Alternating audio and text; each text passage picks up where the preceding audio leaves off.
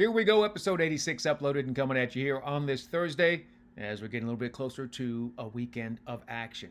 You know, I was just scanning all the tracks running over the course of the weekend, and the only track that really has a great card with great stakes events is Churchill Downs, right? It's a Stephen Foster preview day. We talked about 2 races yesterday. We'll jump into 2 more races today, and then get into 2 more races on Friday and wrap up all of our picks and get you off to a good start so that you know exactly what you're dealing with this weekend.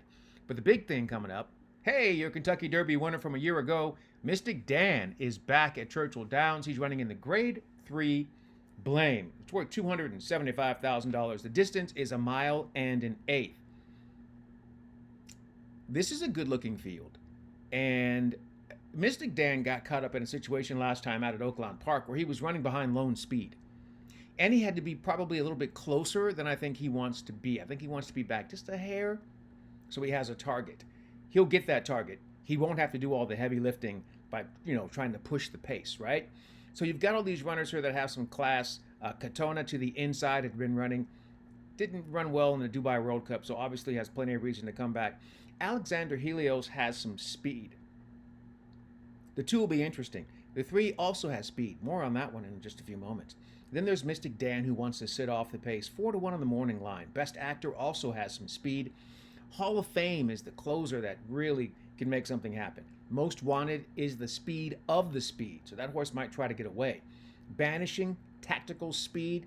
We'll see where they're able to sit early on. They definitely figure in here. Post Time, the 9 should be your favorite. Look, he's in great form and he's won 10 of his 16 starts. I just don't know how good he is in this situation. He's faced some really nice competition. He's won graded stakes events, including the Grade 2 Carter. And he fits. I just think I can beat him. So that's why I would not use the 9 in here. Tennessee Lamb to the outside is intriguing with that tactical speed, and Luis Saez in the irons will give a great ride. So that's your field.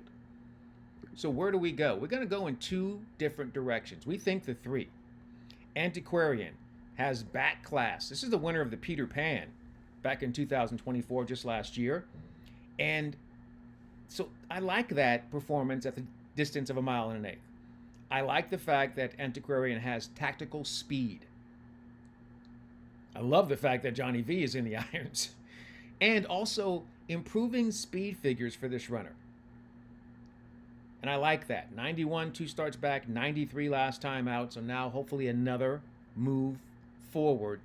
Now second off the layoff. So needed that last race. It was first off a bit of a layoff. Had not run in almost a year. Antiquarian, Todd Pletcher, Johnny V. I think they'll be in a great spot in terms of the pace. Now I mentioned there's some other speed in the field. So something should happen. And Antiquarian gets kind of wrapped up in a speed duel or moves too soon and gets a little tired. I'm not taking the 9. I'm taking the 6 instead. And they both have the same running style. And, the 9 might be better. But I don't know. I think Hall of Fame fits in here for sure for Steve Asmussen, the son of Gunrunner, with Jose Ortiz in the iron. So Jose's been doing a great job with this horse. He just started riding this horse 4 starts back. They've been together 3 times. They've got 2 wins and 1 second place finish. So this horse is vibing with Jose Ortiz. 4 consecutive triple-digit buyer figures. So good I put 2 eyes in digit. But my point is, it's really, really impressive. A 103, a 100, a 106, a 100. So by that, we're going back to 105 or 106. Hall of Fame, if they get something to run at, I think that they're definitely viable. I'm all over that one. And the 3. They're both going to be value in the Blame. Also coming up on the card. So we talked about the Blame is race number 10. And everything starts kind of with all the stakes in race number 6. And then they'll get to the turf course in race 7 for the Audubon Stakes. 1 mile and an eighth on the turf, $275,000. 8 runners here, and they're all 3-year-olds. This is also an interesting race. And a race where you've got some pace on the turf course, meaning there are some runners that will set things up, and there is some class in the field. Charlie's to blame, the 5, probably speed of the speed. King of Ashes, the 7, also has speed to offer. And to the inside, if Tomasello with that tactical speed wants to get involved, they will definitely be in the right spot. But in this situation, there's a runner that I think is coming into his own. And he's doing it right at the perfect time. In this particular race, I'm going to go with the 4. Misero for Dale Romans. So many things about this horse to like, in my opinion. A great closing kick. It's a 96 time form U.S. pace rating. I like that a lot. Best last race buyer. Earned an 81, winning going a mile on the turf course at Keeneland back on April the 12th. Excellent turf pedigree. Any offspring by Not This Time. They're obviously bred to do a little bit of everything, and then there's that turf on the bottom with a lemon liqueur with that exchange rate. I like that quite a bit in that combination on the turf. That didn't really figure out that turf is what this one wanted until they got to the last couple of starts. And I think that's where things kind of opened up for Misero.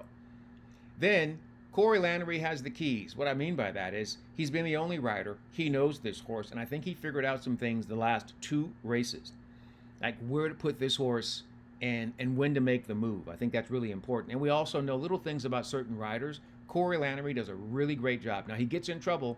I'm positive that when I say this, there'll be at least 25 people like, he cost me money, because he always tries to save ground. He always tries to come up the inside. And when it works, it's beautiful.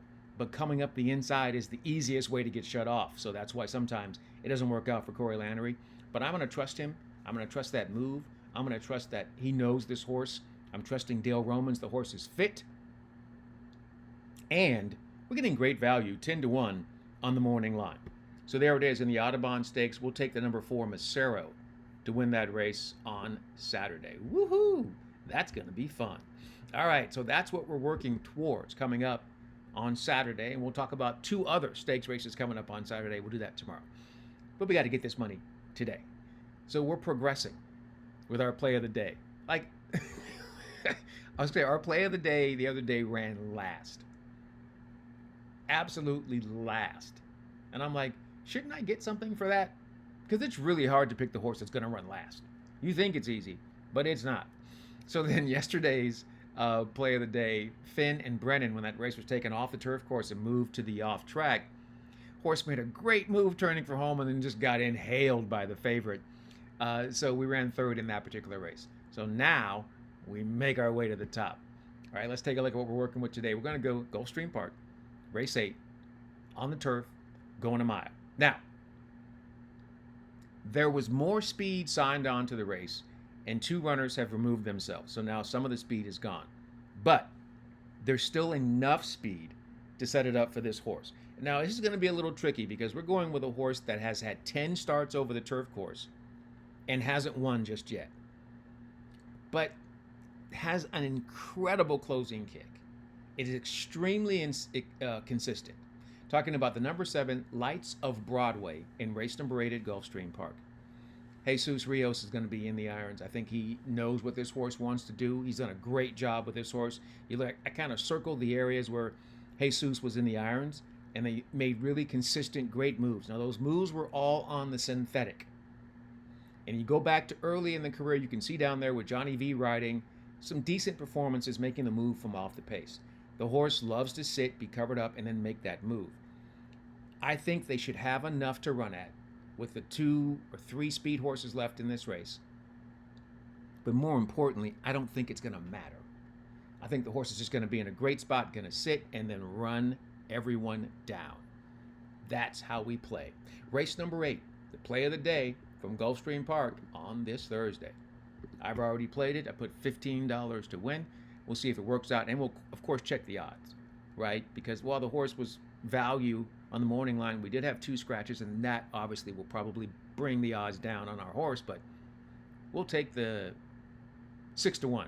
I think the lowest we'll get with Lights of Broadway. All right. That's going to do it for episode 86 here on Horse Race Bets. In the meantime, in between time, and until next time, I'm Ken Rudolph. We will see you then. Good luck and enjoy whatever you're into.